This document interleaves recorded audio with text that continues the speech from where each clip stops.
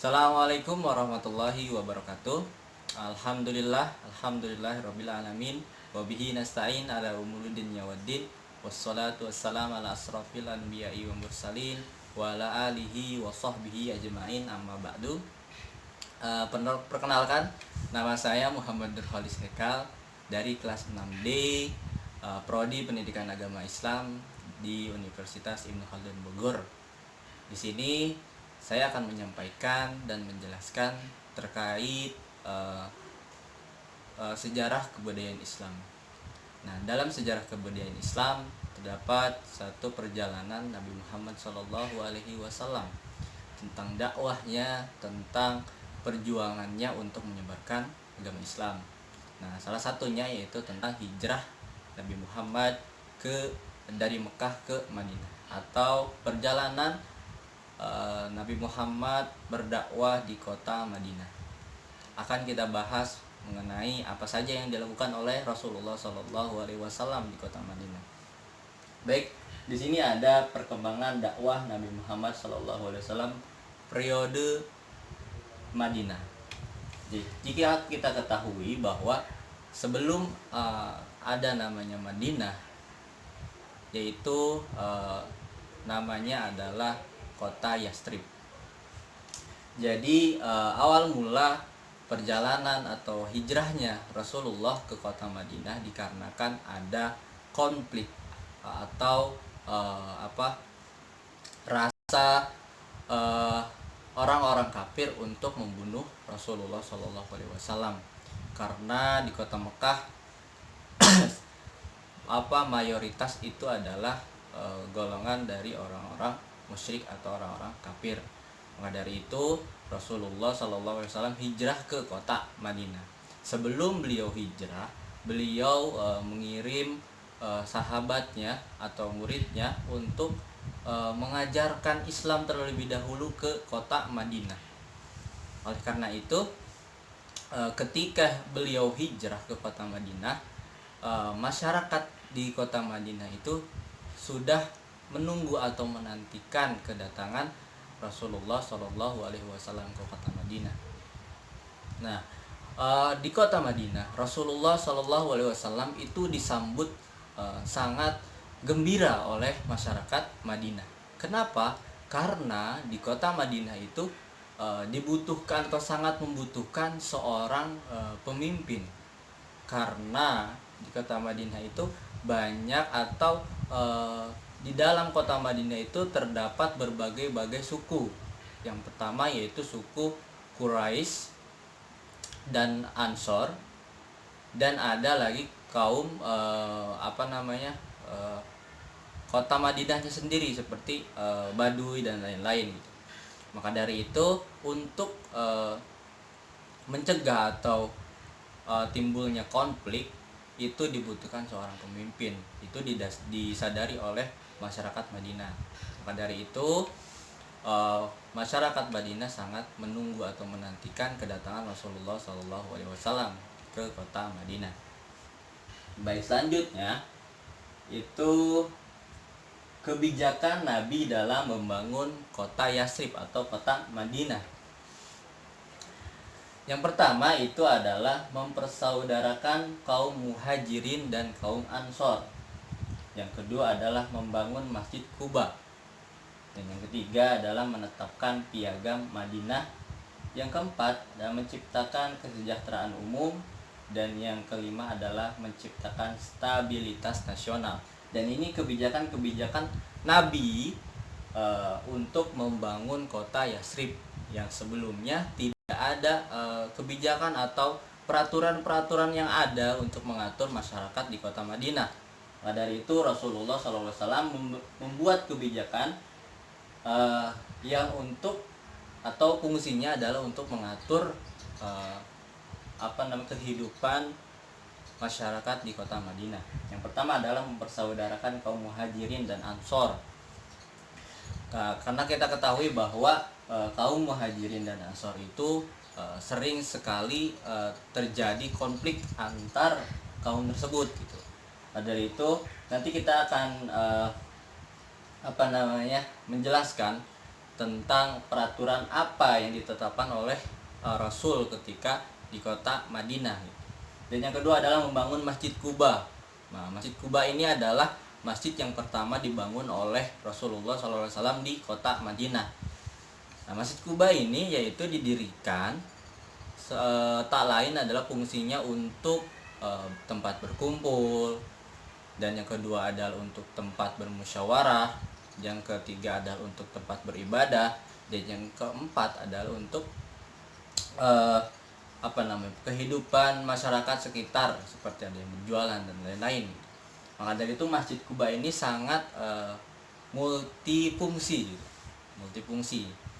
Pada dari itu Rasulullah SAW membangun Masjid Quba. Dan yang ketiga adalah menetapkan Piagam Madinah. Menetapkan Piagam Madinah itu adalah satu peraturan yang dibuat untuk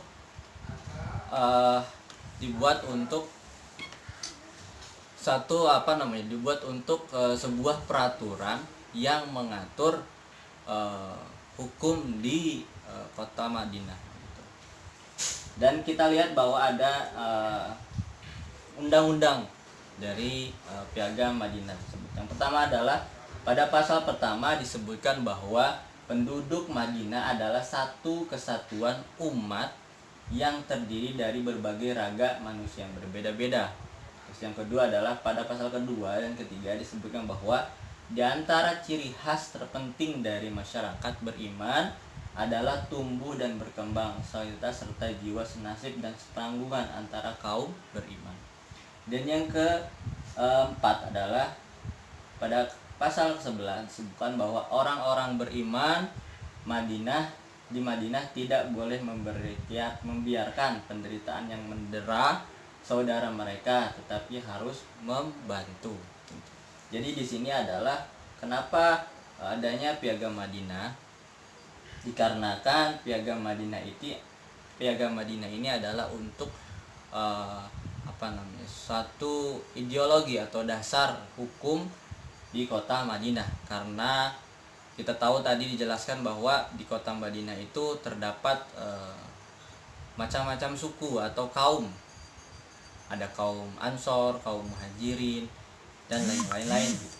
Jadi inilah yang mengatur atau menjadi landasan hukum, bukan landasan hukum, tapi kayak peraturan-peraturan untuk mengatur kehidupan masyarakat di kota Madinah, atau untuk mencegah terjadinya konflik antara kaum di kota Yastrib atau Madinah.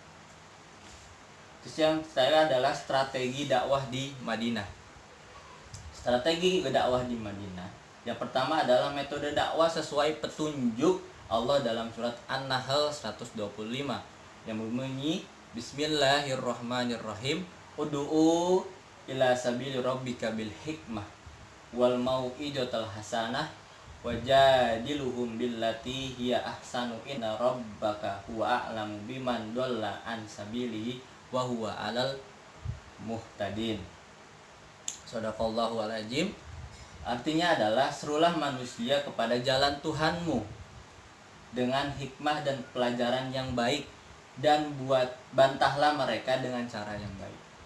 Sesungguhnya Tuhanmu dialah yang lebih mengetahui tentang siapa yang tersesat dari jalannya, dan dialah yang lebih mengetahui orang-orang yang mendapat petunjuk. Jadi di sini strategi dakwah di Madinah adalah jadi dakwah Nabi Muhammad SAW itu yang pasti itu dengan cara yang baik-baik. Dan cara baik-baik adalah dengan dengan hikmah, atau dalam perjalanan yang baik adalah dengan ketika ada orang-orang yang salah atau ketika orang-orang yang tidak tahu, kita kasih tahu dengan cara yang lemah lembut gitu. Agar kenapa kita memberitahu atau menasehati mereka dengan lemah lembut, karena ketika kita menasehati dengan lembut, insya Allah akan menyentuh kalbunya yang lembut itu. Terus yang dengan mau'izatul hasanah. Mau'izatul hasanah adalah dengan contoh, dengan perilaku kita sendiri. Karena ketika kita berdakwah, ketika kita menyebarkan agama Islam, maka kita harus meyakini agama Islam terlebih dahulu dan mengamalkan ajaran-ajaran agama Islam terlebih dahulu sebelum kita berdakwah kepada orang lain. Maka dari itu mau'izatul hasanah dalam strategi berdakwah itu sangat penting. Yang kedua adalah berdakwah dimulai dari diri sendiri. Itu yang tadi kita sudah kita bahas juga. Jadi sebelum mengajak orang lain meyakini agama Islam dan mengamalkan ajarannya, maka terlebih dahulu orang yang berdakwah itu harus meyakini dan mengamalkan ajaran terlebih dahulu gitu. Maka dari itu sebelum kita berdakwah atau memberitahu kepada orang lain, kita harus mengejarkan atau mengerjakannya terlebih dahulu gitu. Jangan ta'mur wala ta'mal gitu. Baik, jadi apa saja sih gangguan dan ancaman ketika dakwah Rasulullah SAW di kota Madinah? Ada 3. Yang pertama adalah ancaman dari orang-orang Yahudi, dan yang kedua adalah ancaman dari orang munafik, dan yang ketiga adalah ancaman dari orang Quraisy. Orang-orang Yahudi sudah jelas bahwa orang-orang Yahudi itu tidak akan pernah ridho kepada ajaran agama Islam. Itu pasti sudah menjadi kodratnya gitu. Dari itu, dan yang kedua adalah ancaman dari orang-orang munafik, ketiga adalah ancaman dari orang-orang Quraisy. Selanjutnya adalah tauladan mulia Rasulullah SAW dalam memimpin perang. Nah, Rasulullah SAW ketika di kota Madinah itu dan di kota Madinah itu sempat mengikuti perang atau